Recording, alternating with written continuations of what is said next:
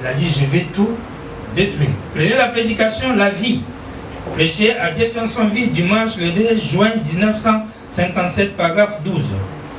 13 aussi. Vous savez, le nombre de femmes augmente ici dans cette nation. Bien, vous savez. C'est à cela que nous pensons, vous voyez. Je pense que c'est environ 3 enfants sur 5 qui naissent sont des filles. Pas seulement en Amérique, hein. Même à Lomé, on disait qu'il faut au moins 7 femmes pour, je crois, pour un homme, hein, afin de faire l'équilibre. Ça marche.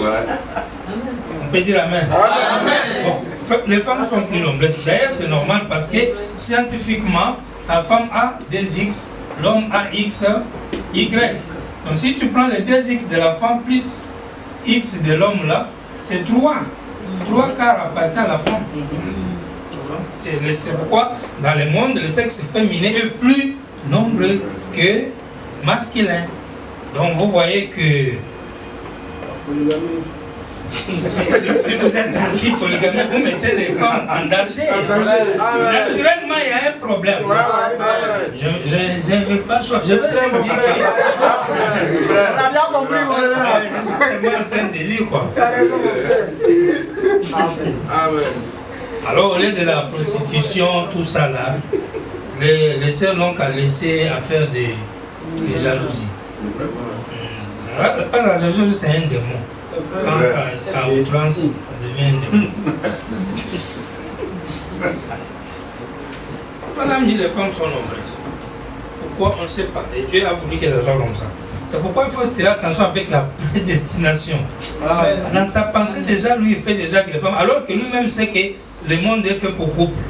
Quand il laisse les femmes mettre presque 3 quarts, le couple, la loi du couple, on va respecter ça comment?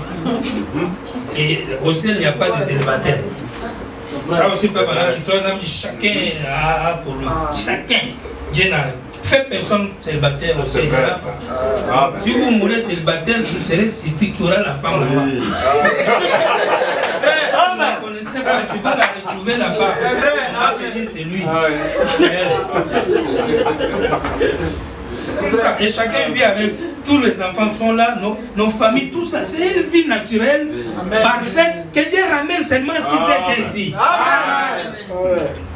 La terre ne changera même pas la matière, ni couleur. C'est cette terre-là. Avec les mêmes arbres, la même eau, la même nature.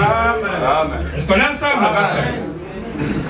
Donc, les célibataires peuvent être tranquilles. Ils ont le leur. Tu n'as pas ici, tu en trouves là-bas. Oh non, mais quand quelqu'un meurt un bébé, il va trouver là-bas. Là-bas, il n'y a pas de bébé. Là-bas, tout le monde a au moins 22 ans. C'est vrai. Amen. Si tu mets avec 1 an, 3 secondes après ta mort, tu as déjà 22 ans. Amen. C'est comme ça. Si tu meurs à 100 ans, 3 secondes après, tu as 22 ans. Amen. Toute la vieillesse là est partie. Vieille maman, vieux papa parti. Quand on te revoit, c'est une jeune fille de 20 ans, 22 ans. Garçon, 20 ans, 22 ans.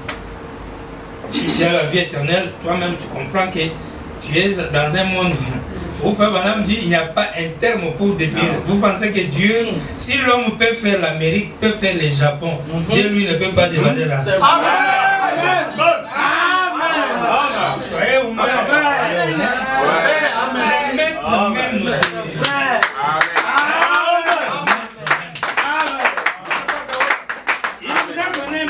Ici pour vous détendre. Vous mourrez à cause de ça, non? C'est vrai. Hein? C'est un objet d'adoration. Mais vous pensez qu'il ne peut pas réfléchir plus que le sexe là?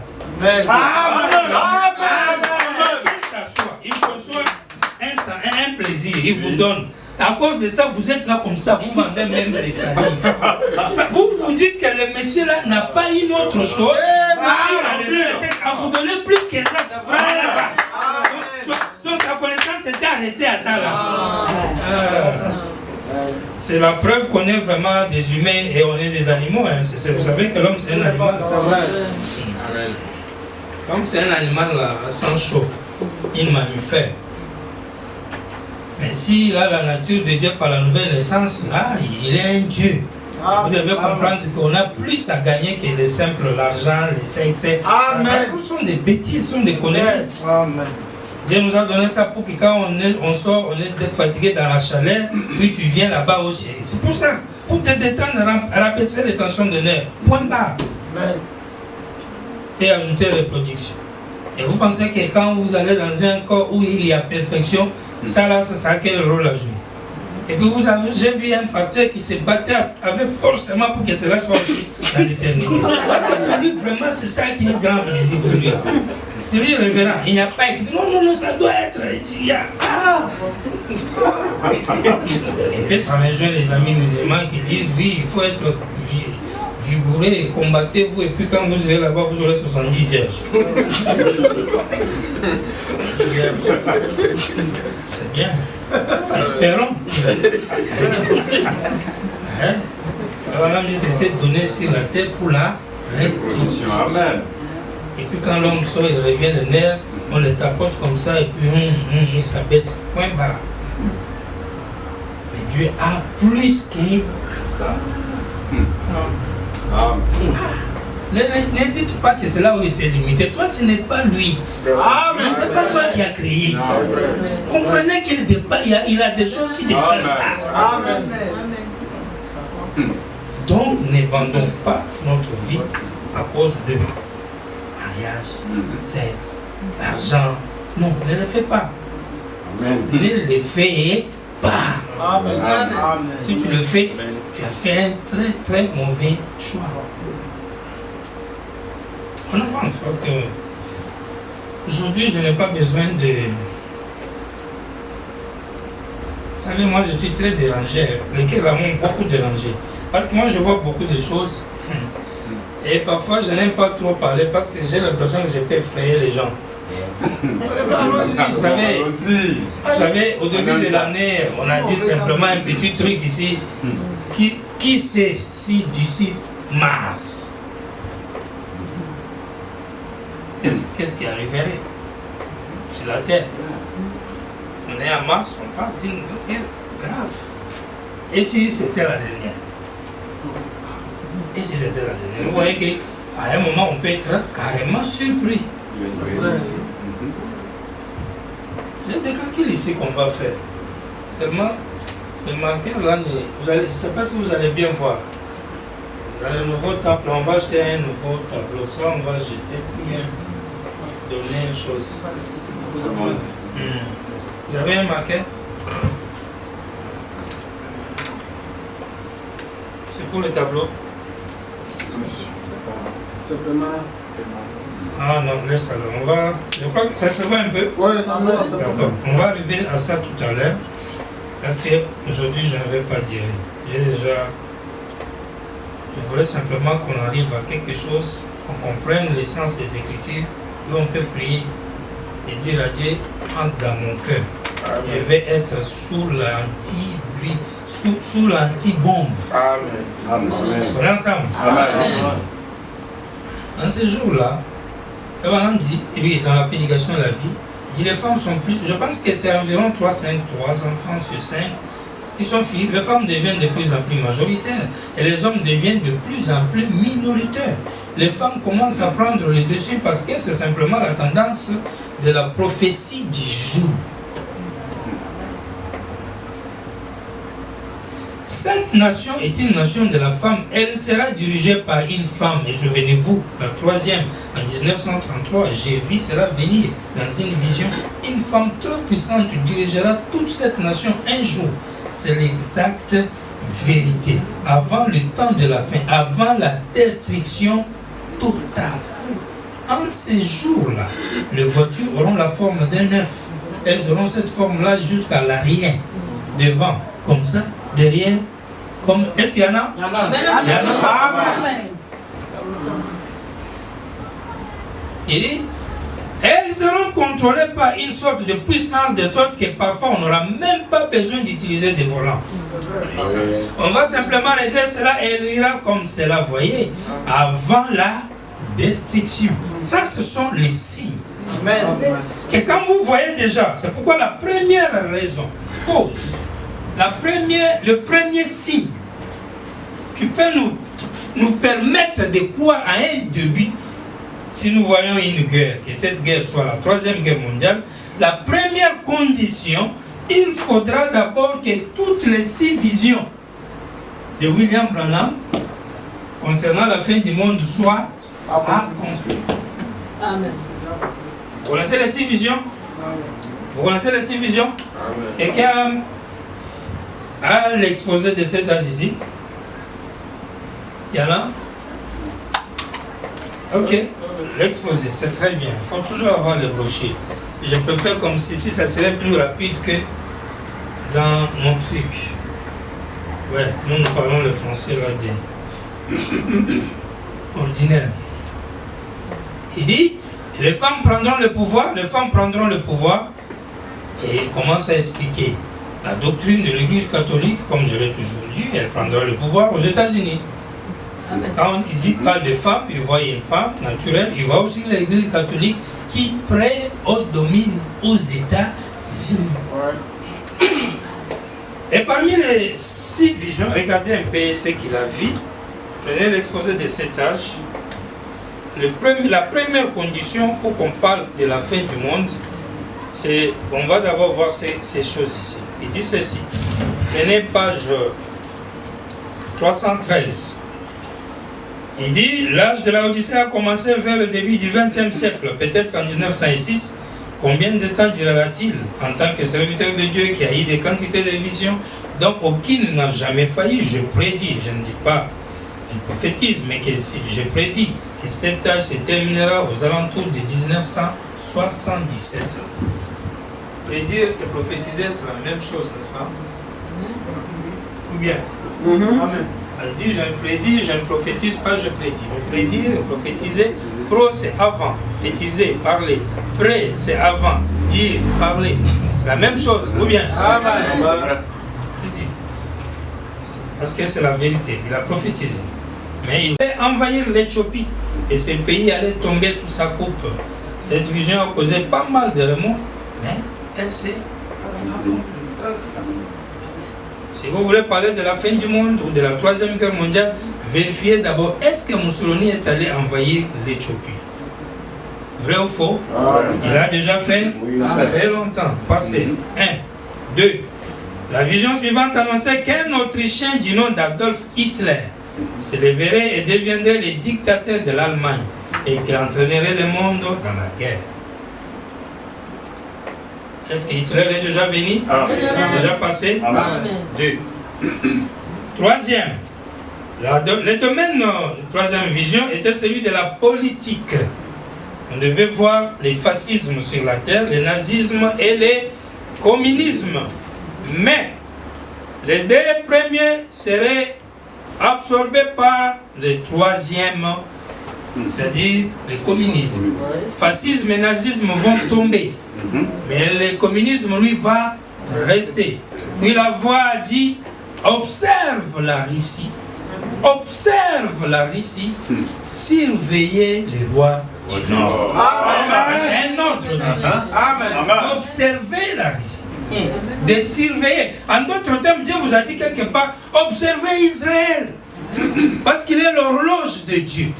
Afin de voir la rédemption. Mais ici, on vous dit, observez la Russie afin de voir la fin du temps. Vous avez le côté spirituel. Vous observez l'Israël pour comprendre où vous en êtes vis-à-vis de l'accomplissement des Écritures sur le plan spirituel. Sur le plan naturel, observez la Russie. Et roi du Nord. Est-ce que les 3 ismes se sont déjà unis et que le communisme prime? Très bien. 4e vision montrait les grands progrès de la science avec la voiture et tout ça téléguidé. C'est déjà arrivé, non?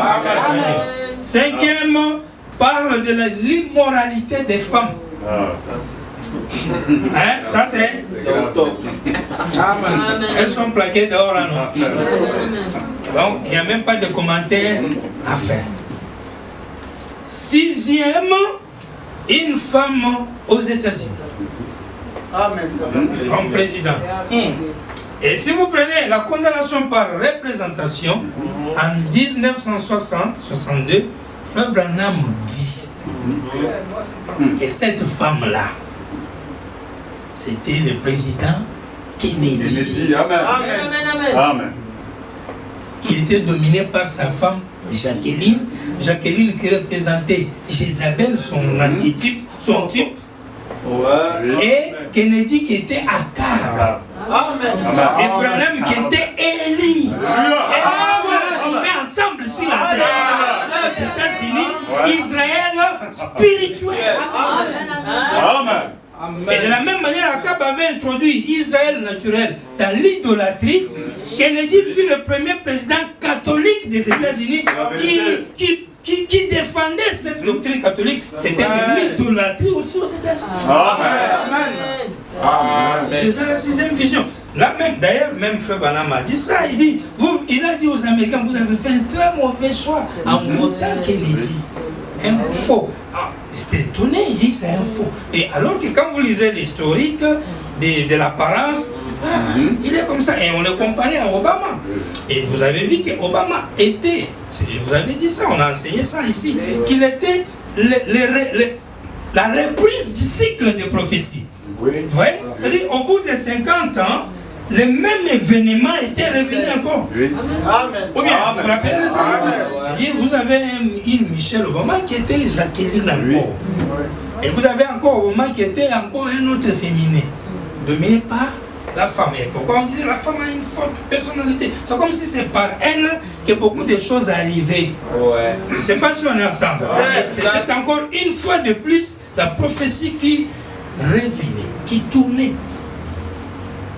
Et c'est pourquoi quand eux aussi ils sont revenus, et vous allez remarquer un événement. Quand Kennedy est président, la troisième guerre mondiale a failli être déclenchée. Est-ce qu'on est ensemble avec les missiles à Cuba?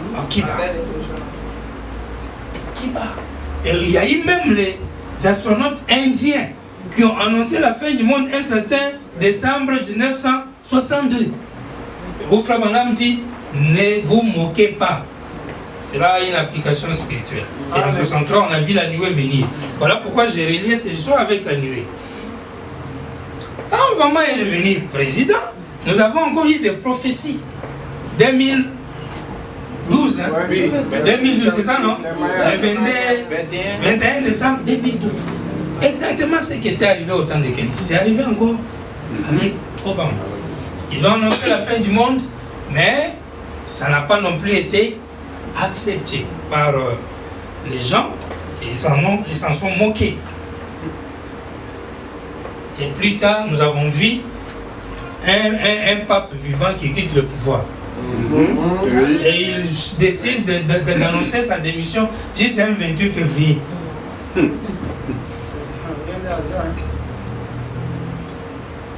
Ils sont partis, Trump est venu, il a essayé de bouger le monde, et voilà, il part.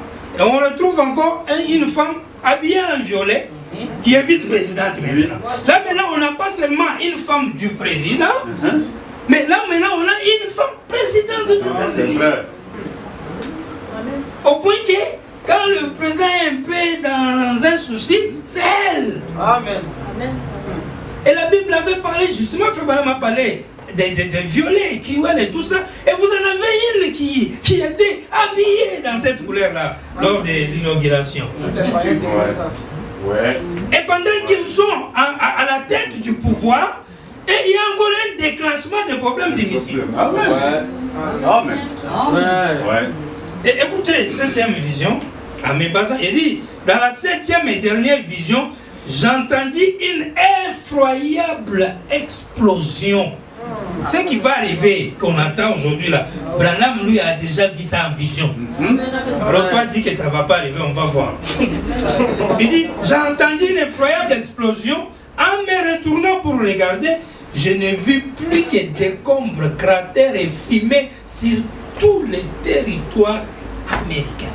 Amen. Amen. C'est l'Amérique en feu. Rien. Qui a détruit? Qui a détruit? Surveiller les rois du Nord. Et qui a détruit? Vous allez dire les rois du Nord. Après, on monte un peu plus. Sophonie dit, ainsi dit le Seigneur. C'est moi qui va détruire. Amen. Prenez la prédication, messieurs. Messieurs, nous voudrions voir Jésus.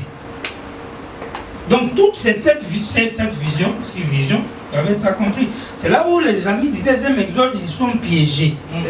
Parce qu'ils attendent la venue de Jésus jusqu'à 7e vision va passer. Mais on ne voit rien après 7e vision. Jésus va prendre qui? Tout le monde a été détruit par la Seigneur. Alors que lui a posé la question, quand le Fils de l'homme reviendra, trouvera-t-il la foi sur la terre? Si on demande s'il y aura la foi, c'est parce qu'il y aura une prédication. Et s'il y a une prédication, il y a les gens pour écouter, soit pour dire Amen, soit pour Amen. Parce qu'il revient en tant que fils de Dieu. Il n'a pas dit qu'il vient en tant que fils de Dieu.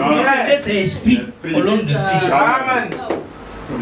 Fils de Dieu, ça pouvait même être la nuée, la théophanie. Mais il revient en tant que fils. Et vous avez des églises du deuxième exode qui croient même que la seconde venue a déjà eu lieu. Quand vous leur dites ce Branham qui a accompli ça, fausse doctrine. Mais voilà la méningite spirituelle. Amen. C'est comme hier, je causais avec l'ami, le ministre qui évolue quelque part là, deuxième exode, qui nous avait visité. Il dit il a des trucs qui le dérangent pour l'adoration.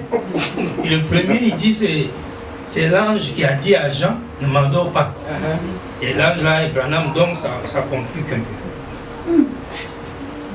Mais là, moi je dis, maintenant quand l'ange a dit à Jean, ne m'endors pas, adore Dieu. L'ange a-t-il montré à Jean, les dieux là, qu'il va adorer, non? N'est-ce pas? C'est vrai, non? Il a montré. Jean dit, je regardais et je vis un trône et quelqu'un était assis sur le trône. Et le Dieu qu'il faut adorer était assis sur le trône. Mais là, quand Jean a décrit celui qui était assis sur le trône, Frère Branham dit, c'est que Jean avait décrit là, c'est ça.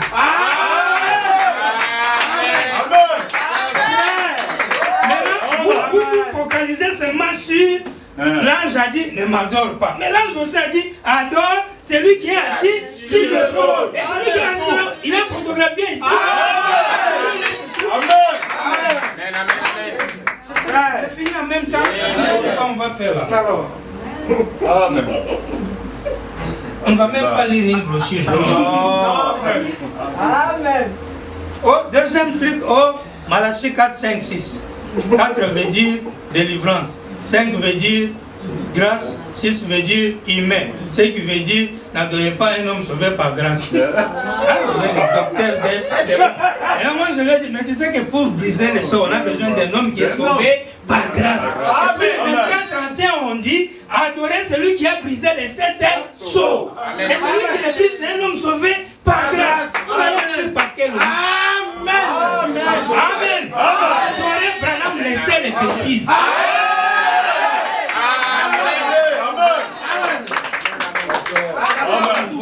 Les noms nouveaux, les noms nouveaux. J'ai trouvé un truc là, les 7 preuves qui confirment que Branham est le nom nouveau. J'ai dit, mais ça là même, est-ce que je dois parler à la radio ou bien je dois parler à l'église? 7 preuves. Et j'ai dit, frère Eli me disait qu'il y a un pasteur à Yopou qu'on a. Comment ça s'appelle? Il suit nos trucs là sur la radio. Et on me dit, mais quelle est cette affaire ici de Branham Dieu là qu'il entend sur les radios et ainsi de suite. Vous n'avez pas encore eu, hein? Non, ça vient. Vous allez entendre ça et ils craignent là-bas et nous.